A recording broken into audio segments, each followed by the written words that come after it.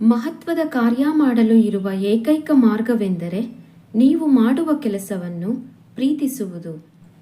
ಆತ್ಮೀಯ ಸ್ನೇಹಿತರೆ, ಈ ದಿನ ಬಾಗಲೋಡಿ ದೇವರಾಯ ಅವರು ರಚಿಸಿರುವ ಮಗ್ಗದ ಸಾಹೇಬ ಎಂಬ ಗದ್ಯಪಾಠದ ಪ್ರಶ್ನೋತ್ತರ ನೋಡೋಣ. ಮಗ್ಗದ ಸಾಹೇಬ ಲೇಖಕರ ಪರಿಚಯ. ಲೇಖಕರು ಬಾಗಲೋಡಿ ದೇವರಾಯ. ಕಾಲ 1927ರಿಂದ 1985. ಸ್ಥಳ ದಕ್ಷಿಣ ಕನ್ನಡ ಜಿಲ್ಲೆಯ ಬಾಗಲೋಡಿ.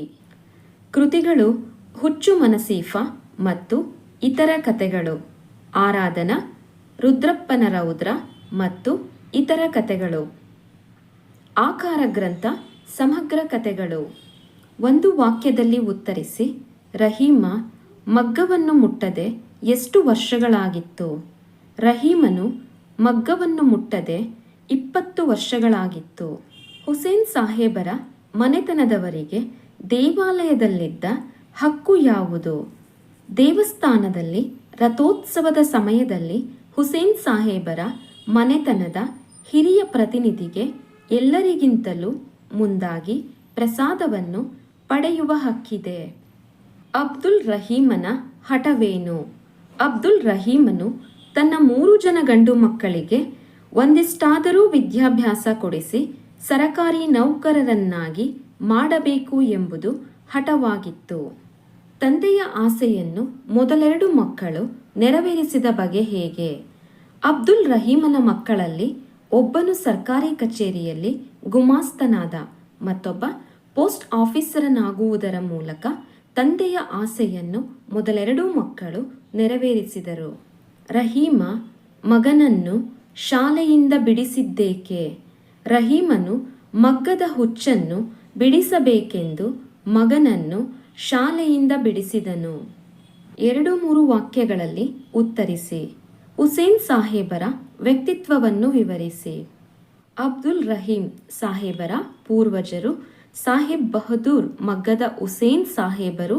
ಇವರು ಪ್ರಸಿದ್ಧ ಮತ್ತು ಧನವಂತ ವ್ಯಕ್ತಿಯಾಗಿದ್ದರು. ಹುಸೇನ್ ಸಾಹೇಬರು ಮಸೀದಿ ಮಾತ್ರವಲ್ಲ, ದೇವಸ್ಥಾನವನ್ನೂ ಕಟ್ಟಿಸಿದರು. ಇಂದಿಗೂ ಈ ದೇವಸ್ಥಾನದಲ್ಲಿ ರಥೋತ್ಸವದ ಸಂದರ್ಭದಲ್ಲಿ ಅವರ ಮನೆತನದ ಹಿರಿಯ ಪ್ರತಿನಿಧಿಗೆ ಎಲ್ಲರಿಗಿಂತಲೂ ಮೊದಲಾಗಿ ಪ್ರಸಾದವನ್ನು ಪಡೆಯುವ ಹಕ್ಕಿದೆ. ಲೇಖಕರ ಹುಟ್ಟೂರಿನಲ್ಲಿದ್ದ ಮುಸ್ಲಿಂ ಧಾರ್ಮಿಕ ಉತ್ಸವದ ಸಂಪ್ರದಾಯವೇನು? ಬಾಗಲೋಡಿ ದೇವರಾಯರ ಹುಟ್ಟೂರಿನ ಪಕ್ಕದಲ್ಲಿ ಮುಸಲ್ಮಾನರ ವಸತಿ ಇದೆ. ಅದರೊಳಗೆ ಒಂದು ಪವಿತ್ರ ಸ್ಥಾನವಿದೆ. ಅಲ್ಲಿ ಉರ್ಸ್ ಎಂಬ ಮುಸಲ್ಮಾನರ ಧಾರ್ಮಿಕ ಉತ್ಸವದ ಕಾಲದಲ್ಲಿ ಲೇಖಕರ ಮನೆತನದ ಒಬ್ಬ ಪ್ರತಿನಿಧಿ ಇದ್ದೇ ಇರಬೇಕು ಎಂಬ ಸಂಪ್ರದಾಯ ಇತ್ತು. ಮಿಠಾಯಿ ಕೊಟ್ಟಿದ್ದಕ್ಕೆ ಅತಿಥಿಗಳ ಆಕ್ಷೇಪವೇನು? ಬಾಗಲೋಡಿ ದೇವರಾಯರ ಮನೆಗೆ ಗಣೇಶ ಚತುರ್ಥಿ, ಕೃಷ್ಣಾಷ್ಟಮಿಗಳ ಮರುದಿನ ಮುಸಲ್ಮಾನರ ಮುಖ್ಯಸ್ಥರು ಬಂದು ಮೋದಕ, ಉಂಡೆ, ಚಕ್ಕುಲಿ ಇತ್ಯಾದಿ ಭಕ್ಷ್ಯ ಭೋಜನಗಳನ್ನು ಸ್ವೀಕರಿಸುವ ಸಂಪ್ರದಾಯವಿತ್ತು. ಒಮ್ಮೆ ಇವರ ತಾಯಿಗೆ ಕಾಯಿಲೆ ಇದ್ದುದರಿಂದ ಅಂಗಡಿಯಿಂದ ಲಡ್ಡುಗಳನ್ನು ತಂದುಕೊಟ್ಟರು.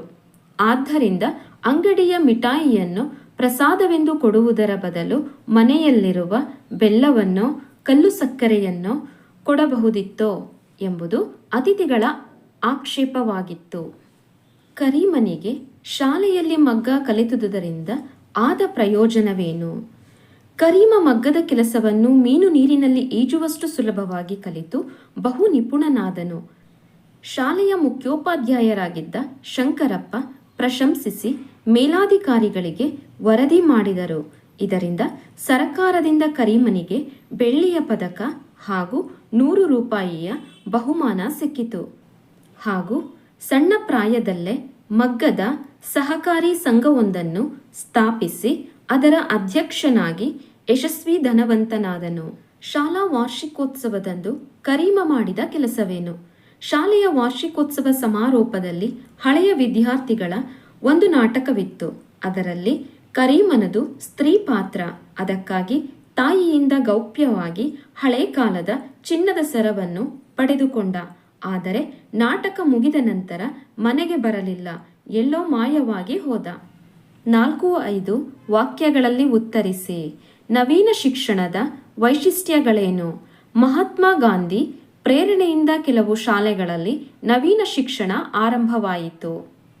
ಈ ವ್ಯವಸ್ಥೆಯಲ್ಲಿ ವಿದ್ಯಾರ್ಥಿಗಳಿಗೆ ಹಲವು ತರಹದ ಔದ್ಯೋಗಿಕ ಶಿಕ್ಷಣವನ್ನು ಕೊಡುವುದು, ಅದರಲ್ಲಿ ಹಸ್ತಕೌಶಲವನ್ನು, ದೇಹಶ್ರಮದಲ್ಲಿ ಗೌರವ ಭಾವವನ್ನು ಉಂಟು ಮಾಡುವುದು ಒಂದು ಭಾಗವಾಗಿತ್ತು. ಕೆಲವರಿಗೆ ಬಡಗಿಯ ಕೆಲಸ, ಕೆಲವರಿಗೆ ಬೆತ್ತದ ಕುರ್ಚಿ ಮಾಡುವ ಕೆಲಸ, ಕೆಲವರಿಗೆ ಕೃಷಿ, ಕೆಲವರಿಗೆ ಮಗ್ಗದ ಕೆಲಸವನ್ನು ಕಲಿಸತೊಡಗಿದರು. ಶಂಕರಪ್ಪ ಅವರು ರಹೀಮನ ಬಳಿಗೆ ಸಂಧಾನಕ್ಕಾಗಿ ಬಂದ ಪ್ರಸಂಗವನ್ನು ತಿಳಿಸಿ, ಮನೆ ಬಿಟ್ಟು ಹೋಗಿದ್ದ ಕರೀಮ ಬೆಳೆದು ದೊಡ್ಡವನಾದ ಮೇಲೆ ಮನೆಗೆ ಬಂದನು. ತಂದೆ ಬಾಗಿಲು ತೆರೆಯಲಿಲ್ಲ. ನಿವೃತ್ತರಾಗಿದ್ದ ತಮ್ಮ ಗುರುಗಳಾದ ಶಂಕರಪ್ಪರವರನ್ನು ಸಂಧಾನಕ್ಕಾಗಿ ಕಳಿಸಿದ. ಶಂಕರಪ್ಪನವರು ಏನು ಹೇಳಿದರೂ ಪ್ರಯೋಜನವಾಗಲಿಲ್ಲ. ಒಂದು ಮಾತನ್ನೂ ಕೇಳುವ ತಾಳ್ಮೆ ರಹೀಮನಿಗಿರಲಿಲ್ಲ. ನೀವು ಕಲಿಸಿದ ಪಾಠದಿಂದಲೇ ಇವನು ನಮ್ಮ ವಂಶದ ಕೀರ್ತಿಯನ್ನು ಮಣ್ಣು ಪಾಲು ಮಾಡಿದನು ಎಂದು ಸಿಡುಕಿದನು. ಶಂಕರಪ್ಪ ಅವರು ಮುಖ ಬಾಡಿಸಿಕೊಂಡು ಹಿಂತೆರಳಿದರು. 8-10 ವಾಕ್ಯಗಳಲ್ಲಿ ಉತ್ತರಿಸಿ. ಕರೀಮ ಧನವಂತನಾದ ಬಗೆ ಹೇಗೆ ವಿವರಿಸಿ. 8-10 ವಾಕ್ಯಗಳಲ್ಲಿ ಉತ್ತರಿಸಿ. ಕರೀಮ ಧನವಂತನಾದ ಬಗೆ ಹೇಗೆ ವಿವರಿಸಿ. ಮಹಾತ್ಮ ಗಾಂಧೀಜಿಯವರ ಪ್ರೇರಣೆಯಿಂದ ಕೆಲವು ಶಾಲೆಗಳಲ್ಲಿ ನವೀನ ಶಿಕ್ಷಣ ಆರಂಭವಾಯಿತು. ಆ ವ್ಯವಸ್ಥೆಯಲ್ಲಿ ವಿದ್ಯಾರ್ಥಿಗಳಿಗೆ ಹಲವು ತರಹದ ಔದ್ಯೋಗಿಕ ಶಿಕ್ಷಣವನ್ನು ಕೊಡುವುದು, ಕೆಲವರಿಗೆ ಮಗ್ಗದ ಕೆಲಸವನ್ನು ಕಲಿಸತೊಡಗಿದ್ದರು. ಹುಡುಗ ಕರೀಂ ಮಗ್ಗದ ಕೆಲಸವನ್ನು ಮೀನು ನೀರಿನಲ್ಲಿ ಈಜುವಷ್ಟೇ ಸುಲಭವಾಗಿ ಕಲಿತು ಬಹು ನಿಪುಣನಾಗಿ ಬಿಟ್ಟ. ಕರೀಂ ಶಾಲೆಯ ಮಗ್ಗದಲ್ಲಿ ಒಂದು ಪರಿವರ್ತನೆಯನ್ನು ತನ್ನದೇ ಬುದ್ಧಿವಂತಿಕೆ ಹಾಗೂ ಕೌಶಲದಿಂದ ಮಾಡಿಬಿಟ್ಟಿದ್ದ. ಅದರ ಫಲಸ್ವರೂಪವಾಗಿ ಸರಕಾರದಿಂದ ಅವನಿಗೆ 1 ಬೆಳ್ಳಿಯ ಪದಕವೂ 100 ರೂಪಾಯಿಯ ಬಹುಮಾನವೂ ಬಂದವು. ತಂದೆ ಅವನ ಮಗ್ಗದ ಹುಚ್ಚನ್ನು ಬಿಡಿಸಬೇಕೆಂದು ಶಾಲೆಯಿಂದಲೇ ಬಿಡಿಸಿಬಿಟ್ಟರು. ಒಂದು ದಿನ ಶಾಲೆಯ ವಾರ್ಷಿಕೋತ್ಸವದಲ್ಲಿ ನಾಟಕವಿತ್ತು. ಅದರಲ್ಲಿ ಕರೀಮನದು ಸ್ತ್ರೀ ಪಾತ್ರ. ಅದಕ್ಕೆಂದು ತಾಯಿಯಿಂದ ಗೌಪ್ಯವಾಗಿ ಹಳೇ ಕಾಲದ ಚಿನ್ನದ ಸರವನ್ನು ತೆಗೆದುಕೊಂಡ. ಆದರೆ ನಾಟಕ ಮುಗಿದ ಮೇಲೆ ಎಲ್ಲೋ ಮಾಯವಾಗಿ ಹೋದ. ಸಣ್ಣ ಪ್ರಾಯದಲ್ಲೇ ಮಗ್ಗದ ಸಹಕಾರಿ ಸಂಘವೊಂದನ್ನು ಸ್ಥಾಪಿಸಿ ಅವನೀಗ ಅದರ ಅಧ್ಯಕ್ಷನಾಗಿ ಸಾಕಷ್ಟು ಯಶಸ್ವಿಯೂ ಧನವಂತನೂ ಆದನು. ಅದೂ ಅಲ್ಲದೆ ಮಗ್ಗದ ಯಂತ್ರದ ಪ್ರಯೋಜನದಲ್ಲಿ ಹೊಸ ಹೊಸ ಸುಧಾರಣೆಗಳನ್ನು ಪರಿವರ್ತನೆಗಳನ್ನು ತಂದು ಹೆಸರು ಮಾಡಿದನು. ರಹೀಮನಿಗೆ ಮಗ್ಗದ ಬಗ್ಗೆ ದ್ವೇಷ ಉಂಟಾಗಲು ಕಾರಣವೇನು? ರಹೀಮನ ಅಜ್ಜನ ಕಾಲದಲ್ಲಿ ಬ್ರಿಟಿಷರು ಅಗ್ಗದ ವಿಲಾಯಿತಿ ಮಿಲ್ಲಿನ ಬಟ್ಟೆಗಳನ್ನು ನಮ್ಮ ದೇಶದಲ್ಲಿ ಹೇರಿಬಿಟ್ಟರು. ಅವು ನಿಕೃಷ್ಟವಾಗಿದ್ದು 1 ವರ್ಷದೊಳಗೆ ಕಳೆಬರಗಳಾಗಿ ಹರಿದು ಚಿಂದಿಯಾಗುತ್ತಿದ್ದವು. ಅದರ ಬಣ್ಣವು 1 ತಿಂಗಳಲ್ಲಿ ವಿವರಣವಾಗಿ 2 ತಿಂಗಳಲ್ಲಿ ಮಾಯವಾಗುತ್ತಿತ್ತು. ಜನರಿಗೆ ಬೇಕಾದುದು ಅಗ್ಗದ ವಸ್ತು. ಗುಣವನ್ನು ಯಾರು ಕೇಳುತ್ತಾರೆ? ಅಗ್ಗದ ಮಾಲಿನದೇ ಆಧಿಪತ್ಯವಾಯಿತು. ಇದರಿಂದಾಗಿ ಮಗ್ಗದವರು ಬಿಕಾರಿಗಳಾದರು. ಅವರ ಅನ್ನಕ್ಕೆ ಸಂಚಕಾರವಾಯಿತು. ಆದ್ದರಿಂದಾಗಿ ರಹೀಮನಿಗೆ ಮಗ್ಗದ ಬಗ್ಗೆ ದ್ವೇಷ ಉಂಟಾಗಲು ಕಾರಣವಾಯಿತು. ಸಂದರ್ಭಾನುಸಾರ ವಿವರಿಸಿ. ಮಗ್ಗವಲ್ಲ ಕೊರಳಿಗೆ ಹಗ್ಗ. ಈ ವಾಕ್ಯವನ್ನು ಬಾಗಲೂಡಿ ದೇವರಾಯರು ರಚಿಸಿರುವ ಮಗ್ಗದ ಸಾಹೇಬ ಎಂಬ ಗದ್ಯಪಾಠದಿಂದ ಆರಿಸಲಾಗಿದೆ. ಈ ಮಾತನ್ನು ಅಬ್ದುಲ್ ರಹೀಮನು ಹೇಳುತ್ತಾನೆ. ಸಂದರ್ಭ: ವಿಲಾಯಿತಿ ಮಿಲ್ಲಿನ ಬಟ್ಟೆಗಳು ಜನಪ್ರಿಯವಾದ ಮೇಲೆ ಕೈಮಗ್ಗದ ಬಟ್ಟೆಗಳನ್ನು ಯಾರೂ ಕೊಳ್ಳಲು ಮುಂದಾಗುತ್ತಿರಲಿಲ್ಲ. ಮಗ್ಗದವರು ಬಿಕಾರಿಗಳಾದರು. ಇದರಿಂದ ನಿರಾಸೆಗೊಂಡು ರೋಷದಿಂದ ಈ ಮಾತನ್ನಾಡುತ್ತಾನೆ. ಸ್ವಾರಸ್ಯ: ಮಿಲ್ಲಿನ ಬಟ್ಟೆಗಳಿಂದಾಗಿ ಕೈಮಗ್ಗದ ಬಟ್ಟೆಗಳಿಗಾದ ತೊಂದರೆಯ ಬಗ್ಗೆ ತಿಳಿಸುವುದಾಗಿದೆ. ಕಳ್ಳನಾದವನು ಮನೆ ಬಿಟ್ಟು ಹೋದವನು ಮಗನೇ ಅಲ್ಲ. ಈ ವಾಕ್ಯವನ್ನು ಬಾಗಲೂಡಿ ದೇವರಾಯರು ರಚಿಸಿರುವ ಮಗ್ಗದ ಸಾಹೇಬ ಎಂಬ ಗದ್ಯಪಾಠದಿಂದ ಆರಿಸಲಾಗಿದೆ. ಈ ಮಾತನ್ನು ರಹೀಮನು ಹೇಳುತ್ತಾನೆ. ಸಂದರ್ಭ: ಕರೀಮನು ನಾಟಕವಾಡುವುದಾಗಿ ಹೇಳಿ ತನ್ನ ತಾಯಿಯ ಚಿನ್ನದ ಸರವನ್ನು ತೆಗೆದುಕೊಂಡು ಮನೆ ಬಿಟ್ಟು ಓಡಿ ಹೋಗುತ್ತಾನೆ. ಇದನ್ನು ತಿಳಿದ ತಂದೆ ಸಿಟ್ಟಿನಿಂದ ಶಪಿಸಿದ ಸಂದರ್ಭವಾಗಿದೆ. ಸ್ವಾರಸ್ಯ: ರಹೀಮನಿಗೆ ಮಗನ ಮೇಲೆ ಇದ್ದ ದ್ವೇಷವನ್ನು ಈ ಮಾತು ತಿಳಿಸುತ್ತದೆ. ನಿಮ್ಮ ಹಳೆಯ ಶಿಷ್ಯನಿಗೆ ಇದೊಂದು ಉಪಕಾರ ಮಾಡಿರಿ. ಈ ವಾಕ್ಯವನ್ನು ಬಾಗಲೂಡಿ ದೇವರಾಯರು ರಚಿಸಿರುವ ಮಗ್ಗದ ಸಾಹೇಬ ಎಂಬ ಗದ್ಯಪಾಠದಿಂದ ಆರಿಸಲಾಗಿದೆ. ಈ ಮಾತನ್ನು ಕರೀಮನು ಮುಖ್ಯೋಪಾಧ್ಯಾಯರಾದ ಶಂಕರಪ್ಪನಿಗೆ ಹೇಳುತ್ತಾನೆ. ಸಂದರ್ಭ: ಮನೆ ಬಿಟ್ಟು ಹೋಗಿದ್ದ ಕರೀಮ ಉನ್ನತ ಸಾಧನೆ ಮಾಡಿ ಮನೆಗೆ ಹಿಂತಿರುಗಿದನು. ಆದರೆ ಅವರ ತಂದೆ ರಹೀಮನು ಕರೀಮನನ್ನು ಮನೆಗೆ ಸೇರಿಸುವುದಿಲ್ಲ. ಆಗ ಶಂಕರಪ್ಪರನ್ನು ಸಂಧಾನಕ್ಕಾಗಿ ಕಳಿಸುವ ಸಂದರ್ಭದಲ್ಲಿ ಬರುವ ಮಾತಾಗಿದೆ. ಸ್ವಾರಸ್ಯ: ಇಲ್ಲಿ ಕರೀಮನ ಸಾಧನೆ, ತಂದೆ ತಾಯಿಯ ಮೇಲೆ ಇಟ್ಟಿದ್ದ ಪ್ರೀತಿ, ಮುಖ್ಯೋಪಾಧ್ಯಾಯರಲ್ಲಿ ಆತನು ವಿನಂತಿಸಿಕೊಳ್ಳುವ ರೀತಿ ಈ ಮಾತಿನಲ್ಲಿ ಸ್ವಾರಸ್ಯಪೂರ್ಣವಾಗಿ ಮೂಡಿಬಂದಿದೆ. ದೇವರು ದೊಡ್ಡವನು, ದೇವರು ದಯಾಳು. ಈ ವಾಕ್ಯವನ್ನು ಬಾಗಲೂಡಿ ದೇವರಾಯರು ರಚಿಸಿರುವ ಮಗ್ಗದ ಸಾಹೇಬ ಎಂಬ ಗದ್ಯಪಾಠದಿಂದ ಆರಿಸಲಾಗಿದೆ. ಈ ಮಾತನ್ನು ರಹೀಮನು ತನ್ನ ಹೆಂಡತಿಗೆ ಹೇಳುತ್ತಾನೆ. ಸಂದರ್ಭ: ವಾರ್ತಾಪತ್ರಿಕೆಯಲ್ಲಿ ತನ್ನ ಮಗ ಕರೀಮನ ಭಾವಚಿತ್ರ ಹಾಗೂ ಪದ್ಮಭೂಷಣ ಪ್ರಶಸ್ತಿ ತನ್ನ ಮಗನಿಗೆ ದೊರೆತಿರುವುದನ್ನು ಕೇಳಿ ಆನಂದದಿಂದ ಈ ಮಾತುಗಳನ್ನಾಡುತ್ತಾನೆ.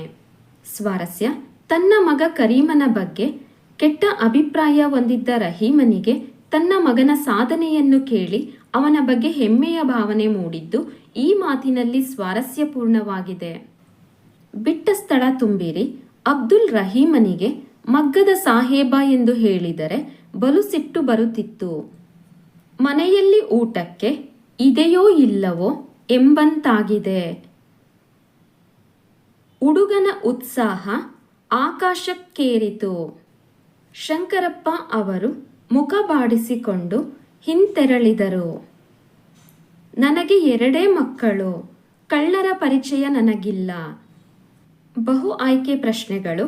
ಅಬ್ದುಲ್ ರಹೀಂ ಸಾಹೇಬನನ್ನು ಹೀಗೆ ಕರೆದರೆ ಬಹಳ ಸಿಟ್ಟು ಬರುತ್ತಿತ್ತು. ಮಗ್ಗದ ಸಾಹೇಬ. ಅಬ್ದುಲ್ ರಹೀಮನಿಗಿದ್ದ ಮಕ್ಕಳು 3. ರಹೀಮನು ಮಗ್ಗವನ್ನು ಮುಟ್ಟಿ ಇಷ್ಟು ವರ್ಷಗಳಾಗಿತ್ತು. 20. ಇವರ ಪ್ರೇರಣೆಯಿಂದ ಕೆಲವು ಶಾಲೆಗಳಲ್ಲಿ ನವೀನ ಶಿಕ್ಷಣ ಆರಂಭವಾಯಿತು. ಗಾಂಧೀಜಿ.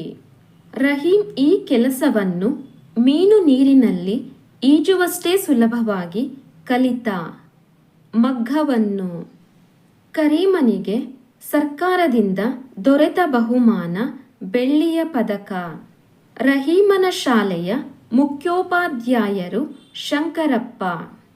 ಕರೀಮನಿಗೆ ರಾಷ್ಟ್ರಪತಿಯವರು ಈ ಬಿರುದನ್ನು ನೀಡಿದರು. ಪದ್ಮಭೂಷಣ. ಇದು ಮುಸಲ್ಮಾನರ ಧಾರ್ಮಿಕ ಉತ್ಸವ. ಉರ್ಸ್. ಮಗ್ಗದ ಸಾಹೇಬ ಗದ್ಯದ ಆಕಾರ ಗ್ರಂಥ. ಸಮಗ್ರ ಕಥೆಗಳು.